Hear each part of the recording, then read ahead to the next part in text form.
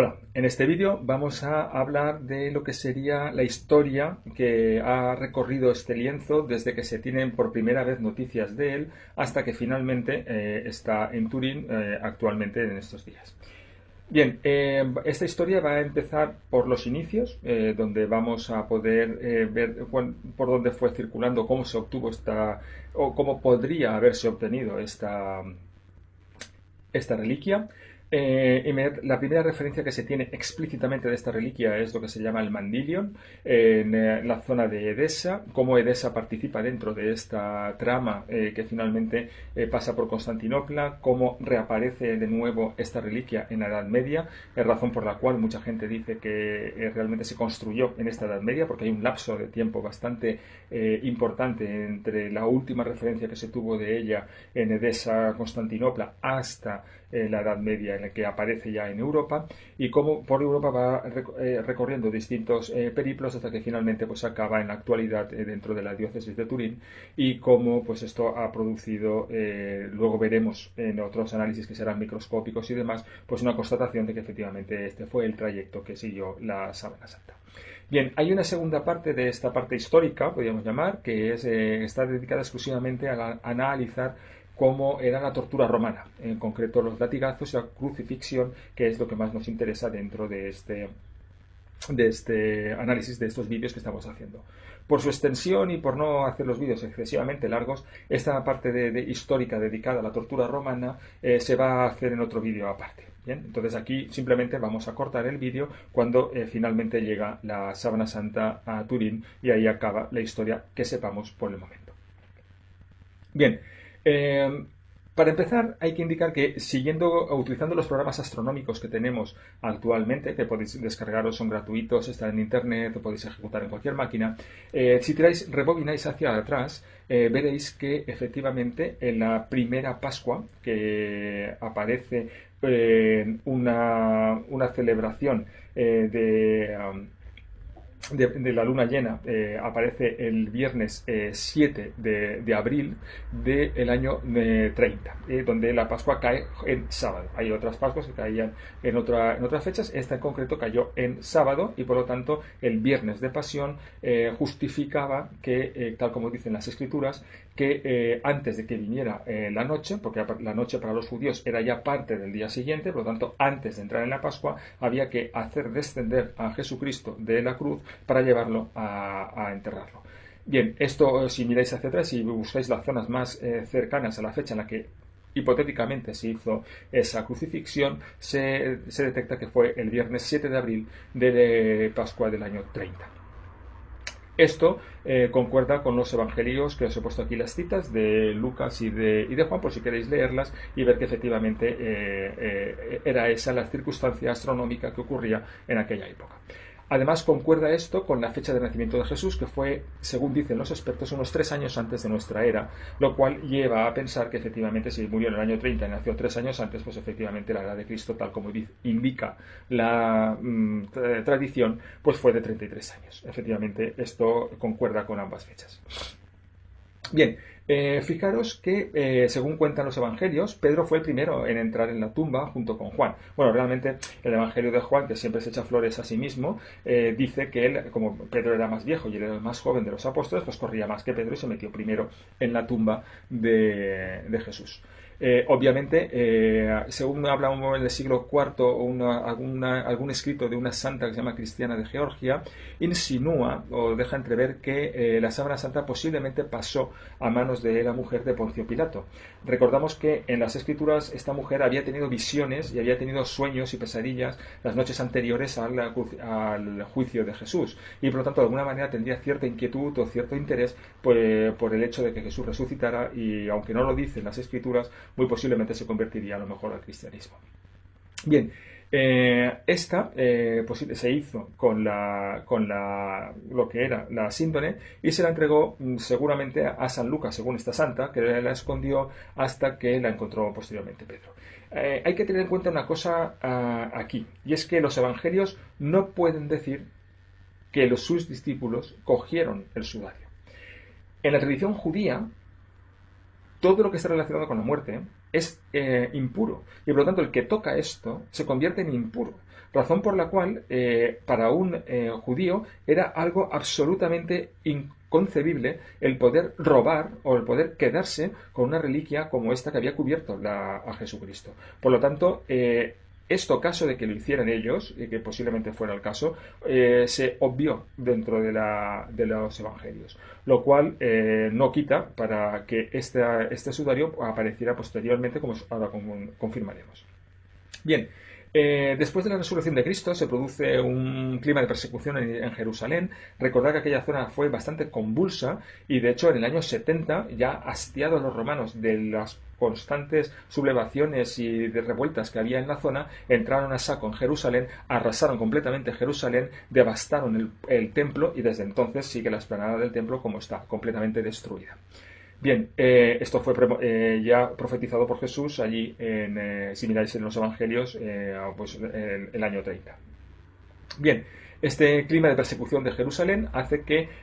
Pedro se refugie con estas reliquias de la pasión en una zona más tranquila, no muy alejada de Jerusalén, pero más tranquila, que se llamaba Antioquía, que esto está en el sur de que actualmente es Turquía, o sea, lo que es la península esta de Anatolia, pues justo en el borde. Era una zona era una zona muy buena, porque era la tercera ciudad del Imperio Romano, o sea, que era cosmopolita, abierta, con mucho tráfico de gente, muy dada a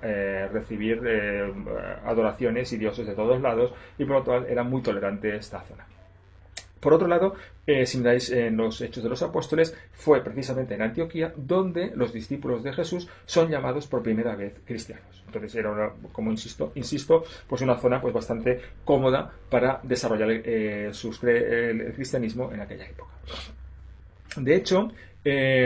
posteriormente hay un historiador que se llama Ian Wilson que sostiene que posiblemente este sudario de Turín fuera un icono bizantino que lo llamaban Mandilion o imagen de Edesa. Edesa, si tiramos para atrás en la transparencia, veréis que es el pueblo o la ciudad que está justo más al interior de Antioquía. Antioquía estaba en el mar y Edesa estaba ya más hacia el interior. Bien, pues por lo visto parece ser que allí había una especie de imagen de Cristo y que según la tradición, según un poco los escritos, parece ser que era el rey Akbaro o Akbar V que reinó en esa ciudad armenia aproximadamente sobre el siglo I. Y parece ser que Akbar, consumido por un mal incurable, hipotéticamente podría ser una lepra o algo por el estilo, según cuenta la tradición, escribe a Jesús. Jesús le mandó una carta personal en la que se atribuyó pues, poderes mágicos. Esto está escrito por el obispo Eusebio de Cesarea en el año 325, en un libro que se llama Historia Eclesiástica. Podría ser una confirmación de esta tradición oral que había en la época. Bien, parece ser que, según esta tradición, Akbar también envía a un pintor porque desea una imagen de Jesús. Entonces, ante esta gloria inefable de su rostro, según cuenta en este libro, el pintor se rinde y no puede pintarlo. Entonces, Cristo se da cuenta, pide agua, se lava, se seca la cara con un paño, que sería el mandilion, el paño, el trozo de tela, sería un mandilion, en el que quedan impresas sus fracciones, un poco como ocurre con la Verónica durante el traslado de Jesús hasta el Gólgota desde el pretorio romano. Bien, este mandilion realmente era una especie de tela cuadrada o rectangular en la que se había impreso milagrosamente el rostro de Jesús y por lo tanto es el primer icono cristiano del cristianismo y es la referencia en la que se basan muchos otros iconos. Entonces, si miramos un poco la iconografía de la época y posteriores y sobre todo la iconografía ortodoxa y rusa y griega y demás, pues ven que aproximadamente, tal como podéis ver aquí en estos rostros que os he colocado, pues podéis ver que realmente todos tienen un pelo largo, todos tienen bigote, todos tienen una barba, la persona que aparece es un hombre y además no es un hombre viejo, es un hombre de una edad más o menos mediana o incluso joven. Bien, todo esto está influenciado, todas estas fuentes se van influenciando unas a otras y la tradición al final acaba pintando a Jesucristo con estos esquemas que os acabo de contar. Bien, este mandilion en la zona en griego antiguo se llama también tetradiplón, que significa doblado 4 veces. Entonces, si vosotros cogéis la sábana santa y lo dobláis en 4 veces, pues podéis ver que efectivamente se puede quedar un busto de lo que es la imagen de Cristo. En la etimología siríaca, el mandilion significaría también sudario, es decir, la tela mortuoria con la que se envuelve un cadáver. Bien, ahí os he dejado también algunos artistas con más detalle, donde os he puesto aquí justo encima lo que sería la imagen negativa de la sábana santa para que veáis y apreciéis bien los detalles del bigote, lo que sería la barba, lo que sería el pelo, y os he puesto justo un poquito más hacia aquí, salgo un poco del plano de cámara, podéis ver un dibujo pues de un icono de la época. Como veis, el parecido, salvando las distancias, es tal como os he comentado antes, es decir, bigote, barba, pelo largo y una persona de sexo masculino joven. Bien,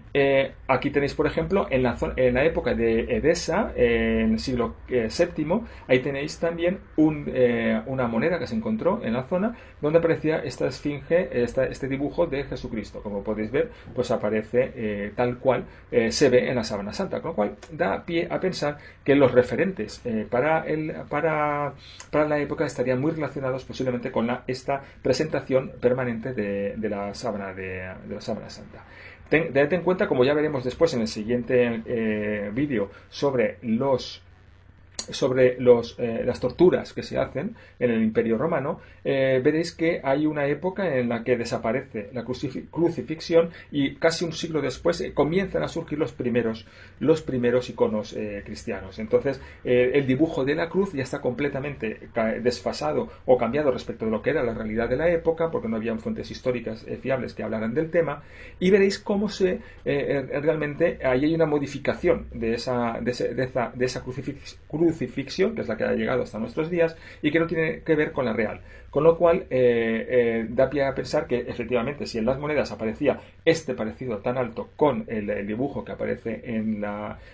sábanas santas, que posiblemente estuviese esta referencia, o los pintores habrían podido acceder a esta fuente para poder inspirarse en el dibujo de esta moneda y de estos iconos posteriores. Bien, en versiones posteriores del siglo VI se refieren a una tela también, ya estamos dejando el siglo III o IV, ya en el siglo VI hay una tela que dicen que tiene un retrato de Cristo y que ha sido pintada por un enviado de Abgar, un poco en el libro de Doctrina de Adai, donde aparece esta referencia, es donde aparece este icono. Ahí podéis ver también en la parte, salgo otra vez un poquito de cámara para que veáis mejor la imagen, aquí podéis ver también cómo hay un lienzo que se estira y cómo aparece dentro la imagen. Una imagen que, vuelvo a insistir, es muy parecida a la que aparece en la sábana santa. Bien, esta imagen podría ser propiamente el mandilio y del que se tienen noticias fiables de él desde el siglo VI, más o menos, por un señor que se llamaba Evagrio Escolástico. Bien, en Edesa, en el año 540, un rey persa se llamaba Cosroes, en una guerra permanente con el Imperio Romano de Oriente, conquista Antioquía y la incendia. Entonces, obviamente, los cristianos huyen corriendo de Antioquía y huyen ¿hacia dónde? Hacia Edesa, donde está el actual Sanliurfa, que es donde se tiene noticia de ellos unos 4 años después, con lo cual pues esta comunidad posiblemente huiría de esta guerra que se estaba propagando. Bien, en el año ya del siglo, fijaros que estábamos en el año 540, por lo tanto aproximadamente casi 400 años después, hay un general que se llama Juan Curcuas, al mando de un ejército bizantino que asalta Edesa y se lleva a Constantinopla, que era la capital del Imperio Romano Oriental. Se lleva una imagen que no dice en los escritos de la época que no está hecha por mano de hombre, y donde aparece el rostro de Jesús, y se lo lleva con la creencia de que garantizará a la capital, es decir, a Constantinopla, una nueva y poderosa fuerza de protección divina. Es decir, que él tiene claro que aquello es la imagen de Cristo, que aquello es una reliquia y que aquello, donde esté, Dios proveerá para que se proteja. Y por lo tanto, si eso está en Constantinopla, de forma colateral, protegerá también a Constantinopla, como de hecho ocurrió prácticamente hasta el siglo XV, cuando los otomanos acaban conquistándola. Bien, en el año 1204 ocurre un hecho bastante deshonroso para los cruzados, que aparece un señor que se llama Roberto de Clary, que era caballero y literato francés, y en la Cuarta Cruzada, cuando llegan a Constantinopla, los caballeros cruzados, que deberían haber dado ejemplo de comportamiento, pues obviamente se dedican al saqueo durante 3 días de la ciudad, y se lanzan pues sobre todas las reliquias y sobre todo, se lo dejaron pie con bola. Bien, este señor, Roberto de Clarí, dice que escribe en uno de sus escritos diciendo que ha podido contemplar la síndone con la que fue envuelto nuestro Señor. Entonces, ya tenían claro en aquella época que aquello era un lienzo mortuorio y que aquello había envuelto al cuerpo de Jesucristo y que aquello era una reliquia que justificaba que efectivamente Jesús había muerto y había sido enterrado. Bien, concluye que ningún griego ni latino sabe qué le sucedió a la síndone tras el saqueo de la ciudad el 12 de abril del año 1204. Esto fue un hecho bochornoso que ocurrió y en ese hecho bochornoso pues esa referencia a la síndone desapareció de allí y no se sabía muy bien dónde podía acabar. A ver si puedo ahora. Bien, ya en la Edad Media, un cruzado, un señor que se llamaba Otón de Roig, se apropia de la síndone y se la entrega a unos caballeros templarios para que se la lleven a su padre, en un pueblo que se llama Pons, que vive en el castillo de Ray-sur-Saône. Este señor se llama Godofredo de Charny y se le confía, este señor, pues recibida esta reliquia, se la confía al arzobispo de Besançon, donde se expone cada primavera por Pascua hasta el año 1349. Es decir, ya tenemos aquí aproximadamente el siglo XIV, una de las primeras referencias donde realmente aparece esta imagen y donde aparece expuesta al público cada año por Pascua. Bien, en el año 1353 la síndone está en manos de Juana de Vergy, que se desposa con Godofredo de Charny, y Godofredo de Charny durante la Guerra de los 100 Años es capturado por unos ingleses y hace un voto de construir pues una iglesia en Lirey en cuanto sea libre. Entonces construye la iglesia y obviamente la dota en Lirey con esta reliquia. Ya en el año 1418, ante los indicios de una guerra entre Borgoña y Francia, los canónicos de Lirey le confían de nuevo esta síndone a Margarita de Charny, que es la última descendiente de la familia de Godofredo de Charny, que fue el que recibió esta reliquia de parte de los cruzados, que venían de las cruzadas correspondientes. Bien, esta señora finalmente se queda viuda, se queda sin recursos económicos, se queda sin protección, pero en posesión de esta reliquia. Y entonces Margarita habla con Luis II de Saboya y a cambio de dinero le vende esta reliquia a Luis. Obviamente, para ver un poquito más o menos también en esta época la influencia o el conocimiento que ya se tenía de esta reliquia, daros simplemente como una pincelada que en el año 1453, cuando se produce la batalla de Lepanto contra los turcos, la nave capitana que iba en esa batalla lleva una reproducción de la sábana santa que es trasladada a Chambéry, en la capital del ducado posteriormente. Bien, la noche del 3 de diciembre de 1532 se produce un incendio en la capilla de Chambéry. Perdón, quería comentaros, realmente llevaba una reproducción, pero la sábana santa posteriormente es trasladada a Chambéry, en la capital del ducado, donde estaba de los Saboya propiamente. Bien, en la noche del 3 de diciembre de 1532 se produce un incendio en la capilla de Chambéry. En este incendio, como hemos comentado en el vídeo inicial, cuando analizábamos la composición de la sábana santa y las manchas que aparecen, pues aparecen unos 16 triángulos más o menos de un color blanquecino, que son agujeros producidos por la carbonización total de una esquina. Es decir, aquello se consumió completamente, desapareció completamente la tela, pero afortunadamente, gracias a Dios, todo lo que es lo que quemó son partes más o menos prescindibles y que no afectan al conjunto de toda la tela.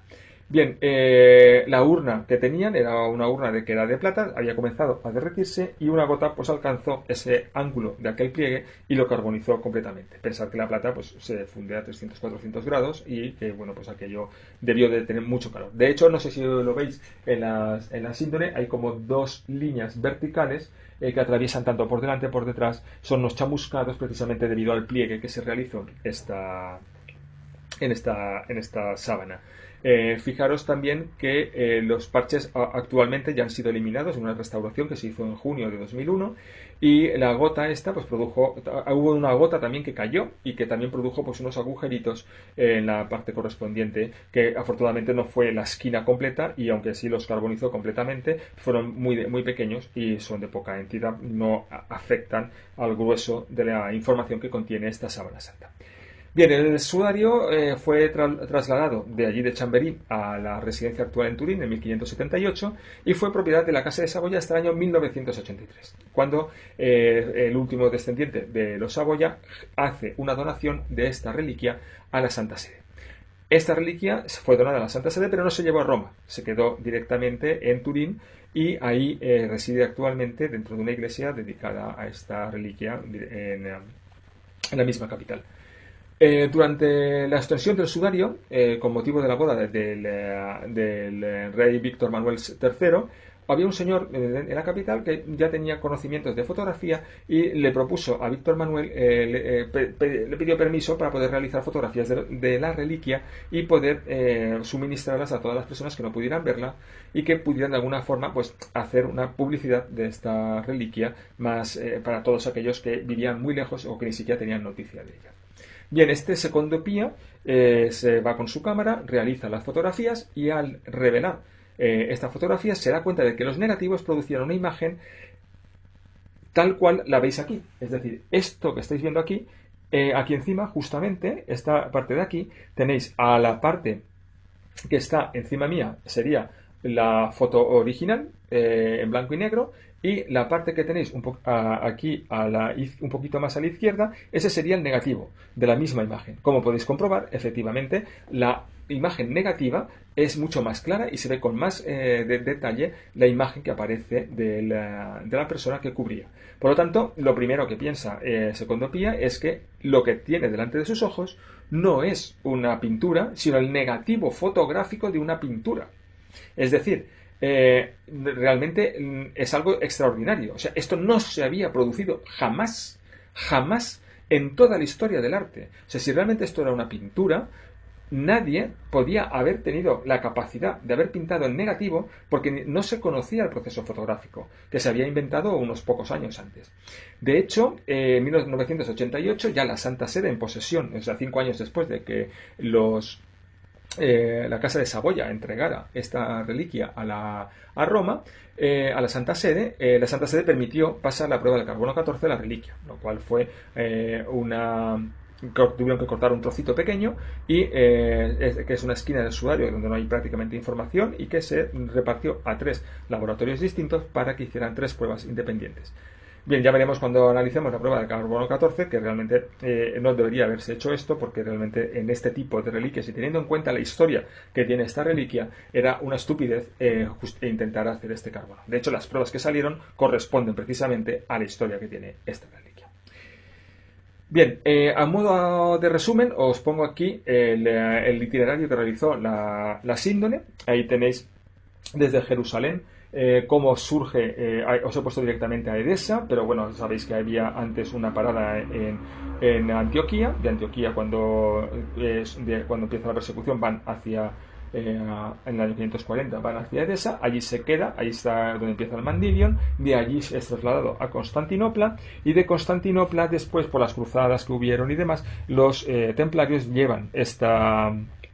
los caballeros templarios llevan esta reliquia hasta Lirey, de Lirey llega después a Chamberí y finalmente pues llega a Torino. Entonces ahí veis en el mapa más o menos un poco el periplo que ha ido sufriendo esta reliquia a lo largo de los 2000 años que tiene prácticamente. Bien, ya dentro del siglo XX, finales del siglo XX, principios del XXI, destacar ya en el año 97 que posiblemente hubo un incendio que presumiblemente fue provocado, donde la iglesia donde se encuentra esta reliquia prácticamente quedó devastada. De hecho, se llama la atención que precisamente un bombero que se definía como ateo el que fue capaz de sacarlo del mostrador y prevenir desgracias mayores que pudieran haber tenido en esto. Para ello destruyó con su martillo las capas de cristal que tenían protegiendo a esta reliquia y finalmente, bueno, pues la Santa Sede restauró este sudario en el año 2002, retiró la cubierta de la sábana, los parches, permitió fotografiar, escanear el reverso de la tela y demás. Indicaron que en los años 70-80 también se hizo un estudio por parte de la NASA muy potente que ha dado lugar a mucha investigación posterior sobre esta reliquia. Pero esto entraremos ya más adelante en otro vídeo. Bien, como en todos los vídeos, os dejo donde tenéis las páginas web donde podéis encontrar más información sobre la historia de la reliquia y también indicaros que podéis copiar este este vídeo y todos los contenidos que podáis encontrar para hacer cualquier presentación o cualquier comentario, trabajo de clase, lo que queráis. Indicaros también que en el pie del vídeo podéis encontrar una referencia a una página web donde podéis descargaros un fichero en PDF con el contenido de todo lo que habéis visto en el vídeo y al mismo tiempo de los otros vídeos que forman parte de este canal sobre la Sábana Santa. Pues nada, muchas gracias.